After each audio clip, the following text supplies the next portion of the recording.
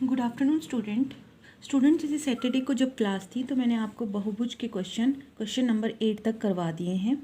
उसमें कोई प्रॉब्लम आएगी तो मैं सैटरडे को क्लास में आपको करवा दूंगी। अभी मैं आपको जो वीडियो भेज रही हूँ वो वृत्त की परिभाषा और उसके बाद कुछ वृत्त के कोण भी करवाऊंगी। ठीक है। सबसे पहले है वृत्त। वृत्त ऐसा समक्षेत्र जो गोल रेखा की परिधि से घिरा हो और केंद्र से समान दूरी पर हो उसे वृत्त कहते हैं। ऐसा क्षेत्र जो केंद्र से गोल रेखा से घिरा हो और हर एक जगह की एक बराबर दूरी हो। यहाँ पे इसलिए बता रही हूँ क्योंकि यहाँ से आप क्लियर समझ सकते हो इसलिए।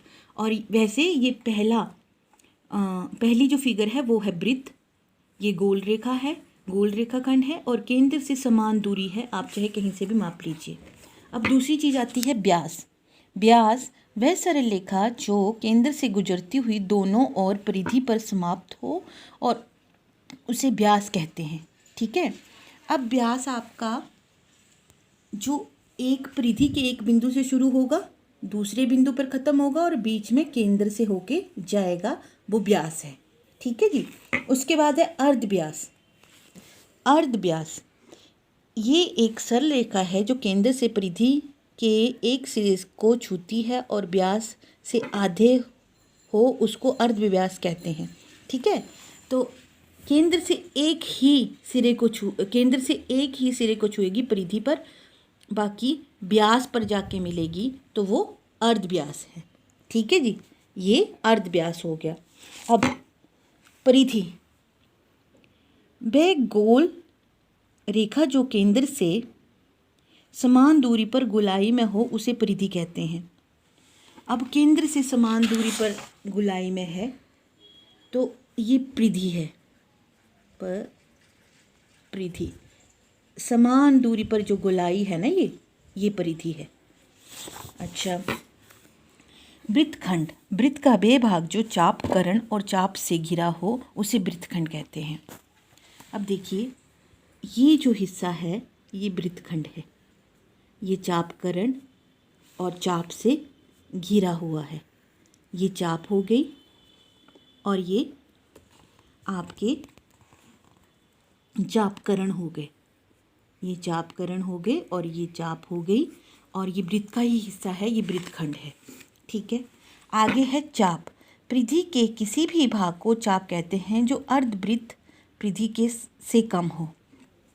अब देखिए, ये जो है ये चाप है, मतलब ये अर्धवृत्त से भी कम है और पूरा वृत्त तो बना ही नहीं है ना। अर्धवृत्त से कम होगा ऐसा कोई भी चाप का हिस्सा, कोई भी परिधि का हिस्सा चाप कहलाएगा, जैसे कि ये है।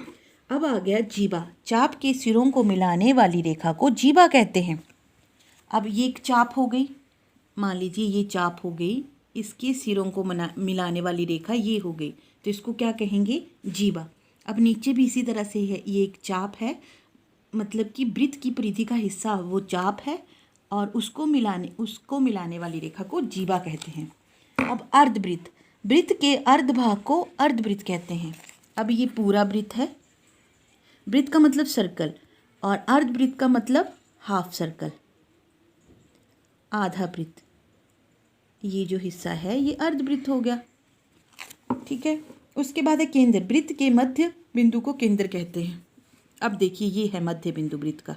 ये वृत्त है, चारों तरफ से इक्वल है दूरी, और इस बिंदु को क्या बोलेंगे? जिस बिंदु पे रख के, जिस डॉट पे रख के हम सर्कल बनाते हैं ना, उसको केंद्र बोलते हैं।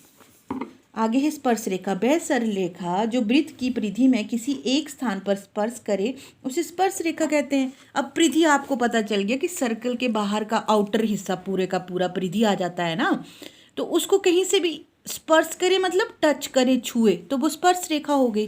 तो ये है स्पर्श रेखा। उसके बाद है अब्धा। वृत्त का वह भाग जो चाप और जीवा से घिरा हो उसे अब्धा कहते हैं। अब देखो, मैंने आपको बताया था ना कि परिधि का ये हिस्सा जो अर्धवृत्त नहीं है ये चाप है और इसको मिलाने वाली को जीवा कहते हैं। तो ये जो बीच का हिस्सा है, ये जो बीच का हिस्सा है जो मैं आपको शेडेड करके बता रही हूँ, ये जो हिस्सा है ना, इसको अब्धा कहते हैं। इस हिस्से को अब्धा कहते हैं। अच्छा, उसके बाद है भिन्न केंद्र और एक है सकेंद्र। ये तो बहुत ईजी है समझना। मतलब सर्कल के अंदर जो बड़ा सर्कल है उसका ये ए केंद्र बिंदु है, और जो दूसरा सर्कल है ना, दूसरा वृत्त है, उसका ये बी केंद्र बिंदु है। अलग अलग केंद्र है ना, अलग अलग सेंटर हैं, तो ये हो गए भिन्न केंद्र वाले वृत्त। अब देखो, अब ये जो मैंने छोटा सर्कल लगाया है ये भी इसी पॉइंट से लगाया है, और बड़े वाला सर्कल भी चाप खोल के इसी पॉइंट से लगाया है, तो इन दोनों का केंद्र समान है, तो सकेंद्र वृत्त हो गए। ये हैं आपकी परिभाषाएं, ये आपने लिखनी है अपनी नोटबुक में और लर्न भी करनी है।